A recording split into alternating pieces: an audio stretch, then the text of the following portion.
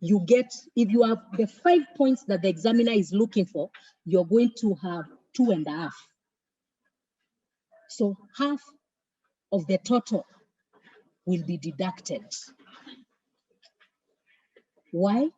Because you did not follow instructions.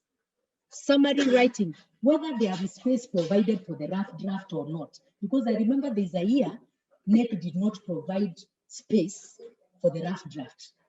So since students did not see that space for the rough draft, with this year it's there. You see, there's a rough copy.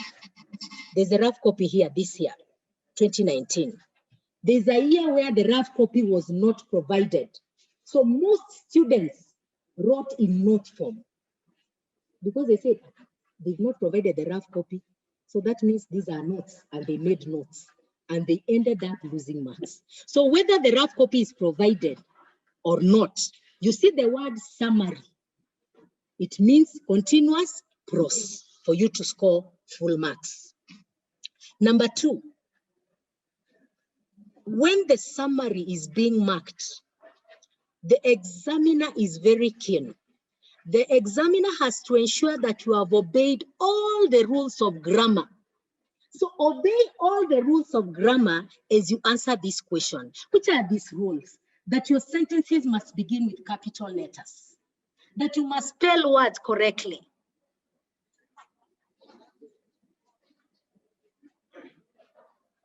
That the tense must be right. Subject-verb agreement should be seen. That there must be a full stop where there should be one. Are we together? Number 3, that your sentences must be complete sentences. I want to really emphasize on this, that you need to use complete sentences. Complete sentences. A complete sentence is able to communicate a complete idea. Now, we know that a sentence has a subject, maybe a verb, right? Maybe a modifier and an object. Suppose you're answering this question in about 55 words, summarize what early humans used fire for before they cooked. And somebody, a candidate, decides to say used for light and warmth, also used, and they've written in a paragraph, used for light and warmth, full stop. Also, you see that's a connector, also, which is okay, also used as a weapon against dangerous animals, despite connecting, despite writing in continuous prose, as long as there is no subject in your sentence, that is an incomplete sentence. And therefore, this will be marked as a note. Am I clear? This will be marked as a note because your sentence is incomplete. In other cases,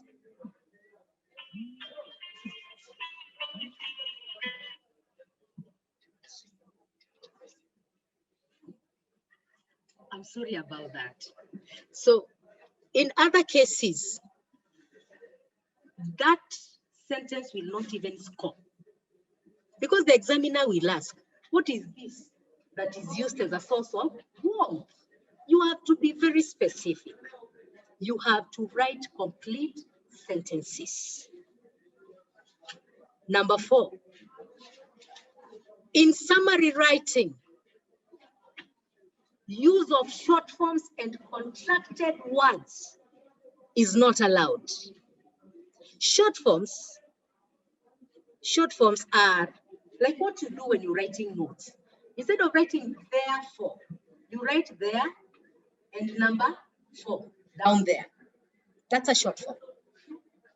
Contracted words are words such as can't, could, couldn't, isn't, shouldn't.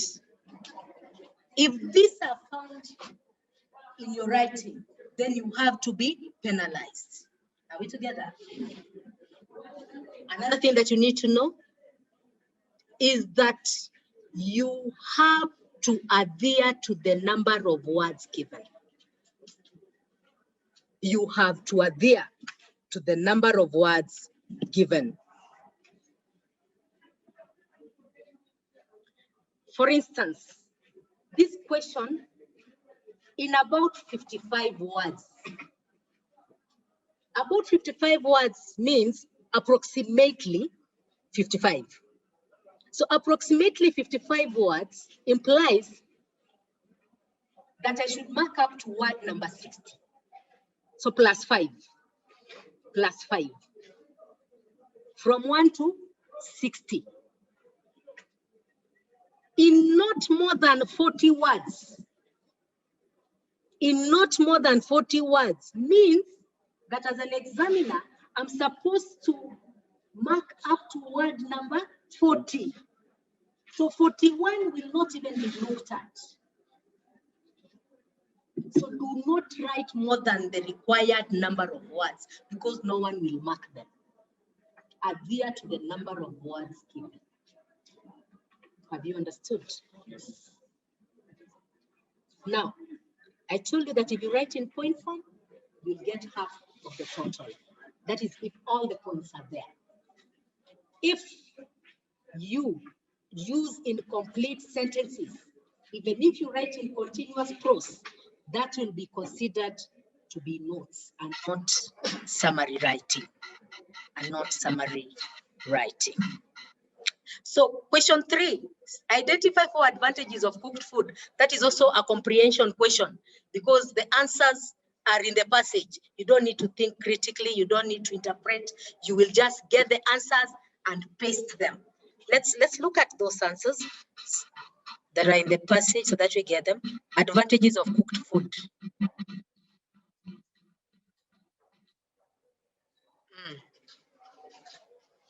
The answers are in the second paragraph and the third paragraph. The best thing fire did was cook. Foods that humans cannot digest in their natural forms, such as wheat, rice, and the potatoes, became staples of our diet, thanks to cooking. No, that is the first point. That is already the first answer. Any student can get this. You only need to go to where fire and cooking is, especially for those that are not, those students that are, those that are not the slow learners, they can just extract the points and it is very easy for them to get marks. Just go to where we have the best thing fire did was cook. Get answers from foods that humans cannot digest. All that, copy all that, and even pick something from the last paragraph. So foods that humans cannot digest in their natural forms, such as wheat, rice, and potatoes, became staples of our diet thanks to cooking. That is the first point. Fire not only changed food's chemistry, it changed its biology as well. That does not score. But then cooking killed germs and parasites that infested food. So look at that candidate that has just lifted the answer from the passage. They already have how many marks? 2 marks. 2 marks, just from copying and pasting. Humans also had a far easier time chewing and digesting all favorites such as fruits, nuts, insects, and carrion if they were cooked. Already they have point number 3, effortlessly, just copying and pasting. Then we are asking for they spend 5 hours a day chewing raw food. A single hour suffices for eating cooked food. So that is the structured answer for the point that we've just given. But then we go to the next paragraph to get the other point. The advent of cooking enabled humans to eat more kinds of food. That is where our 4th point is. But this is a question that had very many answers. So to devote less time to eating and to make do with smaller teeth and shorter intestines. So that is the other point. Then some scholars believe that there's a direct link between the advent of cooking, the shortening of the human intestinal tract, and the growth of the human brain. Now that is where our next point comes in. If you are not sure where to get the answers, whether you are a bright student or a weak student, this does not matter. We are in the exam room to get marks, right? So copy and paste. You are allowed to lift. You are allowed to lift answers from the passage and paste them in the question. Then having said that, we continue.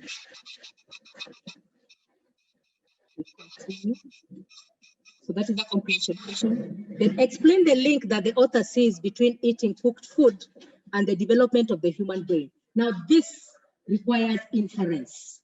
What have you understood? What is the writer's point of view? What is the writer saying about the effect of cooked food on the human brain? So this is interpretation, and you need to do that. Then what is the main point of this message? You are being asked for the writer's point of view. What is he saying? What is he saying? What is he communicating? What is the subject matter of this passage? Let's go to the vocabulary. And I want to really emphasize here.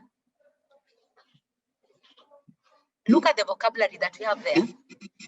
Dependable. Let's go to the passage. Sorry. Yes.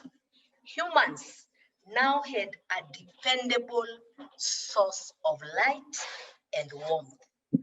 So the answer that you're going to give there must fit where that vocabulary is and give the same meaning without changing the tense, without bringing in a grammatical error. Are we together? So that means that your answer must be dependable source of light. What other word can you use in place of dependable? Reliable, right? And maybe steady, stable. So it should be, in some cases, the answer must be in the same word class with the vocabulary. Then the other one is entrepreneurs. Entrepreneurs. Some Stone Age entrepreneurs. Look at that word. That is a noun. That noun is in plural. Being in plural, I expect that your answer will be in plural too. So the answer is business people. But if you write a business person, so your answer is correct, you will not score. Because Stone Age business person would work. Does it make sense? No, it's grammatically incorrect. And that is not encouraged. So if it is in plural, your answer must also be in plural. Then we continue. The advent of fire, the advent of cooking. The advent of cooking. So advent, you must look for a word that will fit in here, give the same meaning, and without breaking any rules. So the coming of fire, the appearance of fire, the arrival of fire, the introduction of fire, still communicating the same idea without bringing in any grammatical errors. Then cooking inadvertently means accidentally, unintentionally, by chance. So I'm not saying that it has to be one word. It can be several words, but they must agree with the tense, with the number, with everything that makes a grammatically correct sentence. Is that clear?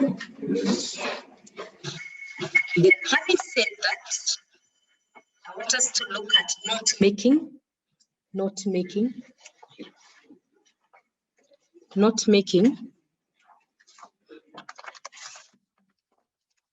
So summary writing has been tested 2 years in a row.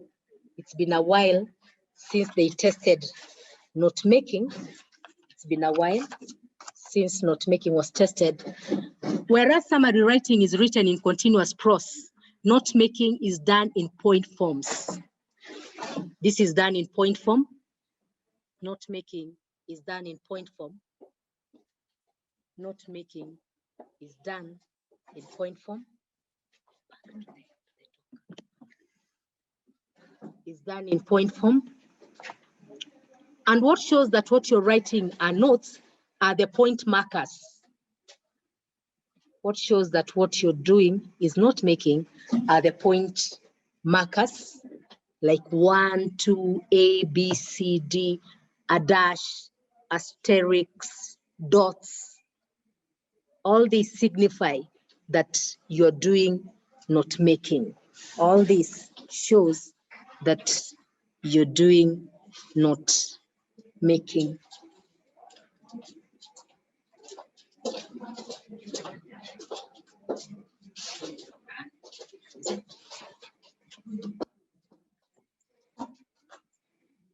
All this shows that you're doing not making. Now, if a candidate decides to do or to use continuous prose in not making, the punishment here is a little bit lenient because you will only lose half a mark from the total. So if this question had 5 marks, you're going to get 4.5 marks. You're going to get 4.5 marks. So here, you're allowed to write in points, well-numbered points. If the question has 5 marks, it means you're supposed to give how many points? How many points are you supposed to give? 5 points. So that each scores 1 mark. So that each scores 1 mark. So that each scores 1 mark. So this is written in point form. It must be identified using dashes, stars, arrows, etc. And if not identified, then you deduct half a mark from the total. Then you are allowed to use incomplete sentences because these are notes. Because these are notes. Then you could be asked to paraphrase. So in a case where the candidate is asked to paraphrase, you use the keywords given in the original sentence. You do not use the keywords given in the original sentence, but their equivalents, which are able to bring out the same meaning. Remember, the original meaning of the sentence or the text must be retained. This must be maintained.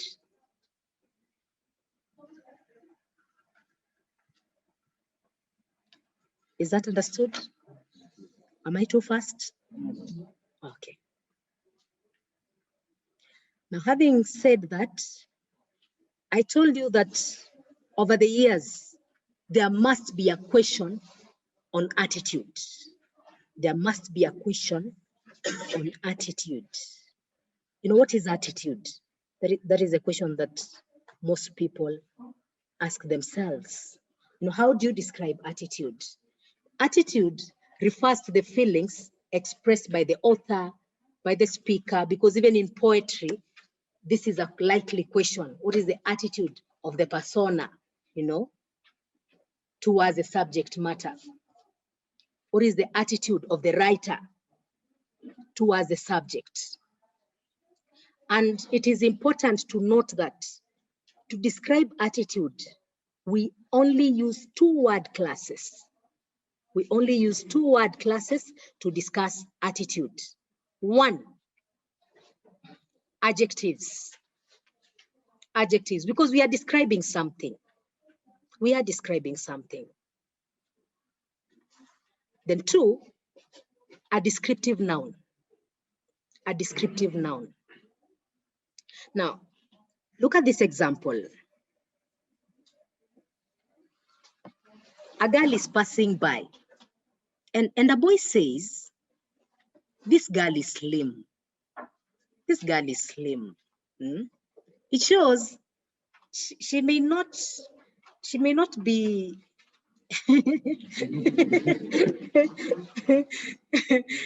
okay, she's not big, but you like the way she looks, right? You like slim girls, you know. It means that you're appreciating the way she looks. She's slim. you're fine with that. That is what you like, you know? Then the same girl will pass in front of another boy, and this boy says, that girl is skinny. She's so skinny. So, you know, the attitude now changes. It is the same subject. It is the same girl, you know, that is being referred to. And girls, forgive me for this. So it is the same girl. It is the same girl. But then you have a scornful attitude. You don't like skinny girls, you know? You like them with some meat on, you know? And and that's why your feelings are coming out in the way that you describe the same person that was described by someone else. The first person said, she's slim, which means he appreciates it. He likes it that way. He's appreciative. In fact, you can say it's an appreciative attitude or an attitude of appreciation. No, that's a descriptive noun. An attitude of appreciation. Then someone else, the one that says, that girl is skinny. She's so skinny. So that one is contemptuous. That one is scornful. He doesn't like skinny girls. He doesn't find them appealing, you know? And it is brought out in the choice of words. That is why I told you that you need to look at how does the writer bring out his message? What words is he using to describe this message? Just look at the way the changing of one word can completely bring out a different attitude. Are we together? So words that you use to describe attitude: condemning, condescending, critical, spiteful, scornful, contemptuous, appreciative, admiration, magical, sympathetic, resigned, submissive, dismissive, accommodating, etc. If you want to get words that you can use to describe attitude, go to New Integrated English, Book 3. New Integrated English, Book 3 has very good notes on this. Very good notes on this. And this will come in handy. I want to emphasize that currently marking allows the use of descriptive nouns to describe attitude, e.g., an attitude of admiration, an attitude of appreciation, an attitude of appreciation.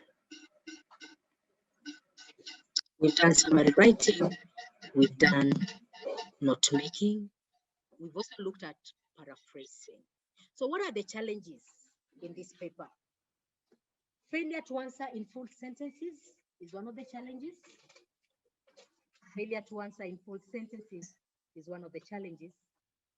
Failure to infer, stroke interpret, this poses the greatest challenge. Now, when candidates are asked, how do you think? What do you think? What is the writer's attitude? What is the writer's tone? What is the mood of the passage? Most candidates are unable to answer this. But the trick is in looking at the writer's choice of words. The words that the writer uses to discuss the subject matter. Then factual errors. Before that, failure to respond to questions demand. Like a question has 4 marks, you give three answers and you expect to score 4 marks. Always ensure that you give as many answers as possible. No one will penalize you unless the examiner is specific. Give 2. If you are not told to give 2 and you can see 3 or 4, give the 4. Are we together? Yes. All will be marked. Remember, the main idea here is to get as many marks as possible.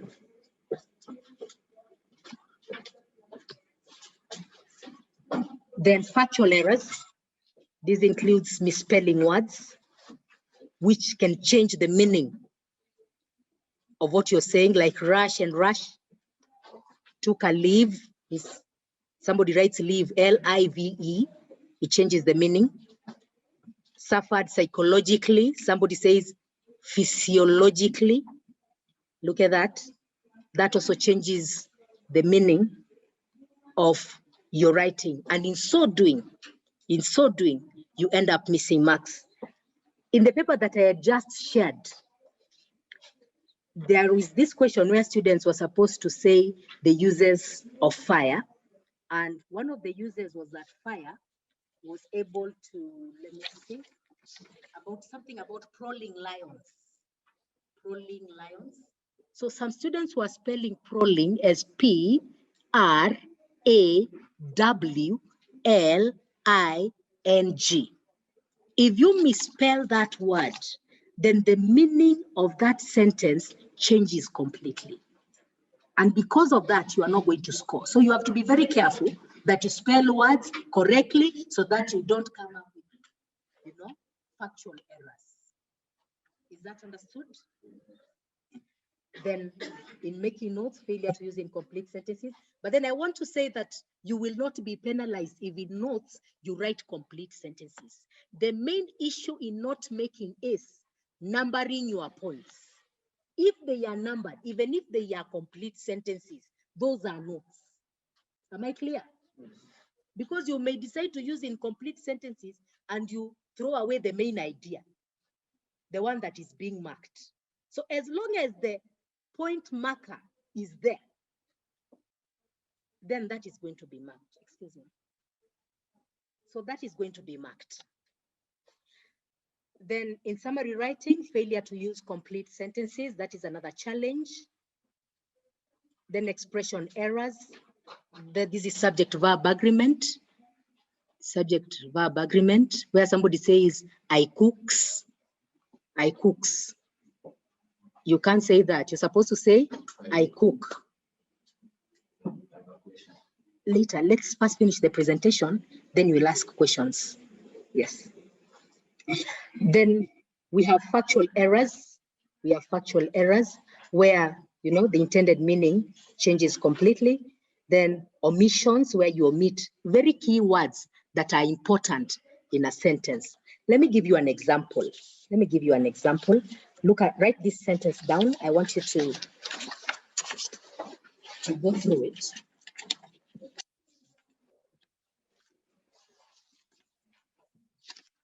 I want you to write this sentence down and we'll mark it together.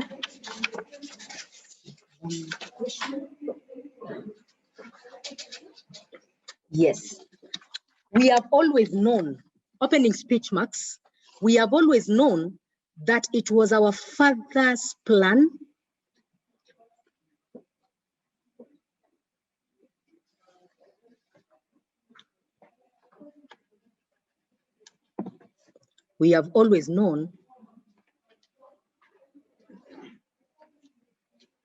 that it was our Father's plan that we end up in Nasila. We have always known that it was our Father's plan that we end up in Nasila. Full stop, closing speech mark.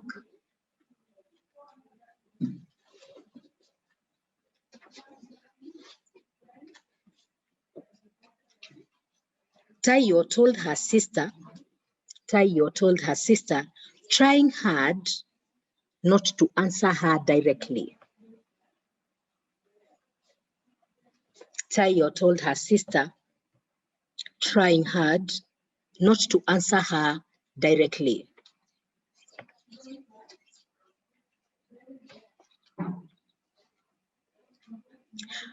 Rewrite the above statement in reported speech. Rewrite the above statement in reported speech. Rewrite the above statement in reported speech. Rewrite the above statement in reported speech. Attempt that, 1 minute.